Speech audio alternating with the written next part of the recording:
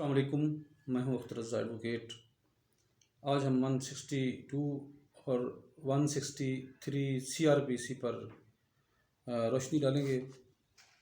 ये जो सेक्शन 162 है, ये है statements to police not to be signed.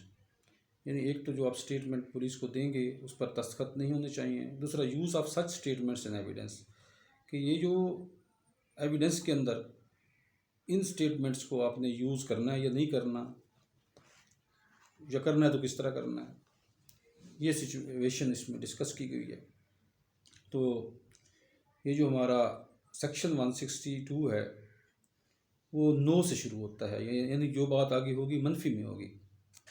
तो लिखा है लफ्ज़, no statement made by any person to a police officer in the course of an investigation under this chapter shall, if reduced into writing, be signed by the person making it। कि कोई भी ऐसा बयान किसी शख्स ने दिया है पुलिस ऑफिसर को इन the course of an investigation, जब इन्वेस्टिगेशन हो रही है इस चैप्टर के तहत, शेल, अब यहाँ पर शेल का लफ्ज़ इस्तेमाल हुआ है, shall if reduced into writing. अब उस बयान को पुलिस ऑफिसर ने ज़ब्ते तहरीर में ला चुका है, ले आया है, be signed by the person making it. तो ऐसा शख्स जो है जिसका बयान है वो उस पर दस्तखत नहीं करेगा। शेल नॉट साइन का लफ्ज़ हुआ इस्तेमाल। ऐसे स्टेटमेंट पर ऐसे गवाह कि कोई दस्तखत नहीं होंगे, दस्तखत नहीं करेगा। It's clear. No next, nor shall any such statement. अब ना ऐसी स्टेटमेंट या उसका कोई रिकॉर्ड, और any record thereof, whether in police diary or otherwise, वो पुलिस डायरी के अंदर है या पुलिस डायरी के अलावा है, और any part of such statement और रिकॉर्ड, या इसका कोई जुज़्व, इन दोनों का कोई जुज़्व, be used for any purpose, किसी भी मकसद के लिए आप इस्तेमाल नहीं कर सकते। ये बयान, आपका बयान या उसका रिकॉर्ड या उसका कोई जुज़्व बयान का या रिकॉर्ड का आप किसी भी मकसद के लिए इस्तेमाल नहीं कर सकते। पहले दस्तखत नहीं कर सकते, अब ये इस्तेमाल नहीं कर सकते। तो फिर क्या मकसद है इस दफ़ा का 162 का मकसद क्या है? फिर जब आप इसको इस्तेमाल ही नहीं कर सकते, दस्तखत भी नहीं करेंगे, कुछ भी नहीं करना, नहीं। आगे उन्होंने कहा है सेव एज हेयरइन प्रोवाइडेड। अब नीचे उन्होंने कुछ प्रोविज़ो दिए हैं, वो उस तरीके से वो आपको इजाज़त है कि प्रोविज़ो जो है अगर वो शराइत पर आप उतरते हैं पूरे तो आप कर सकते हैं। और क्या है वो प्रोविज़ो? एट, ये लिखा है प्रोवाइडेड दैट। अब ये वर्डिंग कुछ मैंने छोड़ी है, वो मुतलका नहीं है। At any inquiry or trial in respect of an offence under investigation, ज़ाहिर है जिस केस के अंदर आप खड़े हैं उसी की बात हो रही है। At the time when such statement was made, तो जब ये स्टेटमेंट आपने दी थी उस मुकदमा के दौरान जब स्टेटमेंट लिखी गई थी, तो ये इसलिए मैंने इस पर ज़्यादा जोर नहीं दिया, मैंने मोटी बात आपको बता दी। अब प्रोविज़ो क्या है?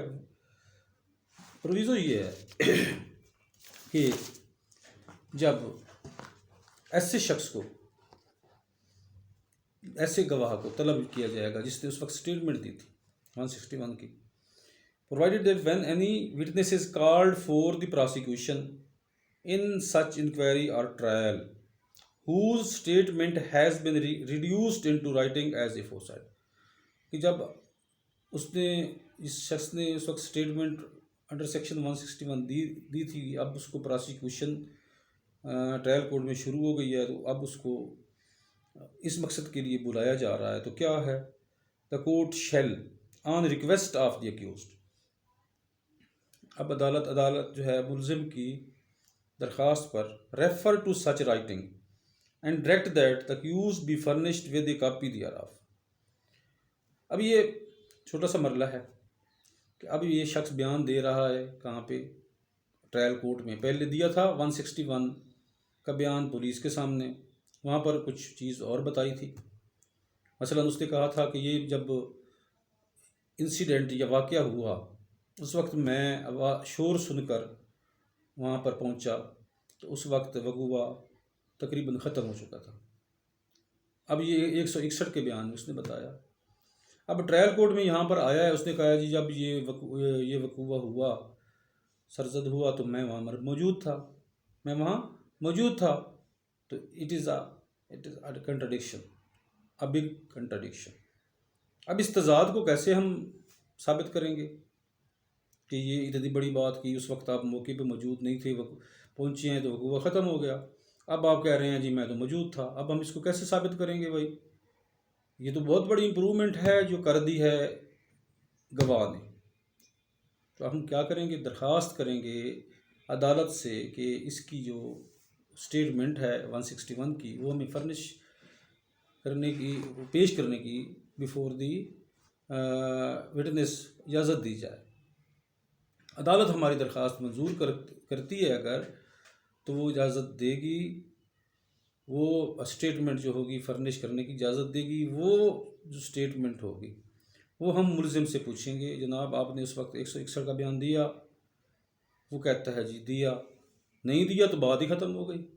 जब उसने वहाँ बयान नहीं दिया तो उसकी इस बयान की भी कोई अहमियत नहीं है। लेकिन अगर वो कहते हैं कि मैंने दिया, तो फिर क्या होगा? फिर ये होगा, refer to such writing and direct the accused be furnish with the copy thereof in order that any part of such statement if duly prove. कि जब आपने पेश की, उसने 161 का बयान मान लिया, मैंने ये वाकई मैंने बयान दिया और ये स्टेटमेंट मेरी है, मैंने दी थी, तो इसको कहेंगे ड्यूली प्रूव्ड। अब ये जब ड्यूली प्रूव्ड हो गई, स्टेटमेंट ड्यूली प्रूव्ड हो गई, may be used to contradict such witness. अब इसको आप इस्तेमाल कर सकते हैं मुलजिम को कंट्राडिक्ट कराने के लिए, कन्फ्रंट करा सकते हैं अब आप, और पूछ सकते हैं कि उस वक्त ये बात आपने की थी और अब आपने ये बात कर दी, तो ये फ़र्क आप कंट्राडिक्ट कराएंगे और ये सफ़ा मिसल पर आ जाएगा। अब अगर वो कहता नहीं जी मैंने तो उस वक्त ये नहीं कराई थी, मैंने तो अब जो बात कह रहा हूँ तो वो ठीक है, तो वो जो है कॉपी जो है उसके साथ एग्जिबिट हो जाएगी कि ये बयान आपका है। तो such witness in the manner provided by section 145 of evidence act 1872। अब ये आर्टिकल 140 है कंट्राडिक्शन कराने के लिए, कंट्राडिक्शन से मुतल्लिक कि आपने कैसे कंट्राडिक्शन कराना है। और when any part of such statement is so used, any part thereof may also be used in the examination। अब आप उसका कोई भी अब जुज़्व आप कंट्राडिक्ट करा सकते हैं। जब ये ड्यूली प्रूव्ड हो गई तो आप यहाँ से जो भी पोर्शन उसका है कंट्राडिक्टरी, उसको आप उसको पूछ सकते हैं और उसको कंट्राडिक्ट करा सकते हैं, सफ़ा मिसल का हिस्सा बना सकते हैं। अब उसके बाद अगर प्रोसिक्यूशन समझती है कि कोई बात क्लियर नहीं हुई, कोई पोर्शन जो है ऐसा रह गया है जो क्लियर नहीं हुआ, उसकी वजाहत ज़रूरी है, तो वो री एग्ज़ामिनेशन के ज़रिए अदालत उसको उस हिस्से को उस हद तक क्लियर कराने के लिए सवाल करने की, री एग्ज़ामिनेशन करने की इजाज़त दे सकती है। तो ये प्रोविज़ो 1 है, पहला प्रोविज़ो। दूसरा प्रोविज़ो ये क्या है? Provided further that if the court is of opinion that any part of any such statement is not relevant. अब कोई ऐसा स्टेटमेंट जो रेलिवेंट नहीं है, ना आपने सवाल करना है ना उसने जवाब देना है, ठीक है जी, कोई सब्जेक्ट से मुतल्लिक नहीं है, to the subject matter of the inquiry or trial, or that its disclosure to the accused is not essential. और इसको जो डिस्क्लोजर टू द अक्यूज जो है वो भी ज़रूरी नहीं है। तो क्या होगा? In the interest of justice, and is in expedient in the public interest, और पब्लिक इंटरेस्ट जो है उसके मफाद आमा के भी ख़िलाफ़ है। It shall record such opinion, अब अदालत क्या करेगी, ओपिनियन अपनी रिकॉर्ड करेगी कि ये ज़रूरी नहीं है, ठीक है। And shall exclude such part from the copy of statement, अब उस जो स्टेटमेंट कॉपी ऑफ स्टेटमेंट है वहाँ से इसको एक्सक्लूड कर देगी, और वहाँ पर रीज़न लिखने की कोई वजह नहीं है मज़ीद, सिर्फ वो ये लिखेगी कि ये ज़रूरी नहीं है, ठीक है ना। Furnished of the statement furnished to the accused, जो फर्निश को फर्निश किया गया उसके सामने रखा गया। तो अब सेक्शन 130, अब ये जो सेक्शन है 162 सिर्फ एक ही मकसद है इसका सबसे बड़ा कि कंट्राडिक्ट कराना है आपने, कि कोई गवाह इम्प्रूवमेंट ना कर सके, नई बात ना कर सके, अपने केस को हालात के मुताबिक ढालने की कोशिश ना कर सके और मौजूदा हालात के तनाज़र में इम्प्रूवमेंट ना कर सके। ये है 162। 163 जो है no induce to be offered, अब जो है कोई जो है तरगीब वगैरह नहीं देकर कोई बयान ना लिया जाए, इसका मकसद ये है। नो पुलिस ऑफिसर और other person in authority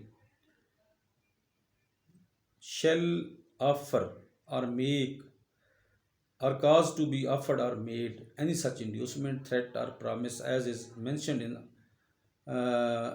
Evidence Act 1872 section 24। अब ये सेक्शन, अब ये आर्टिकल 34 है, जो उस वक्त सेक्शन 24 था अब 34 है। तो अब जो है कोई भी अथॉरिटी या पुलिस ऑफिसर जो है ना तरगीब दे सकता है, ना धमकी दे सकता है, ना कोई वादा कर सकता है। वादा करके ऐसी कोई स्टेटमेंट अगर ये लेगा तो उसको इररेलीवेंट कहा गया है, इररेलीवेंट कहा गया है, वो इररेलीवेंट है, उसकी कोई हैसियत नहीं, कोई उसका फ़ायदा नहीं है। और सब सेक्शन 2 के तहत यही पुलिस ऑफिसर या अदर अथॉरिटी जो है अगर ऐसा गवाह बयान देना चाहता है अपनी मर्ज़ी से, तो उसको फ्री विल के साथ वो अपना बयान रिकॉर्ड कराने का हकदार है, और इसको पुलिस या ऐसा ऑफिसर क्या कर सकता है, नहीं रोक सकता। वर्डिंग ये है, नो पुलिस ऑफिसर और अदर पर्सन शेल प्रिवेंट, लफ्ज़ प्रिवेंट आ गया, शेल प्रिवेंट, नहीं रोक सकते बिल्कुल, by any caution or otherwise any person from making in the course of an investigation under this chapter any statement which he may be disposed to make of his own free will, तर कोई उसको ज़बरदस्ती न बयान दिलवा सकता है, ना ही कोई उसके मर्ज़ी के बयान से कोई रोक सकता है। अभी पिछले दिनों बड़ा डंका बजा हुआ था शहबाज गिल से बयान लेने का, वो भी तशद्दुद करके। तो ये 3 चीज़ों को छोड़ के अब तशद्दुद के ज़रिए अगर आप कोई बयान ले रहे हैं और मेडिकल भी आ गया सामने के तशद्दुद हुआ, तो आप ही बताइए ऐसी स्टेटमेंट की क्या अहमियत है, क्या अहमियत होगी? वो तो ऐसे ही उठ जाएगी जब MLC साथ लगा होगा। तो आज का हमारा टॉपिक क्लियर, और आपसे फीडबैक, लाइक, सब्सक्राइब और अपनी ओपिनियन और इम्प्रूवमेंट के लिए सजेशन दरकार है सर। दुआ में याद रखिएगा। अल्लाह हाफ़िज़।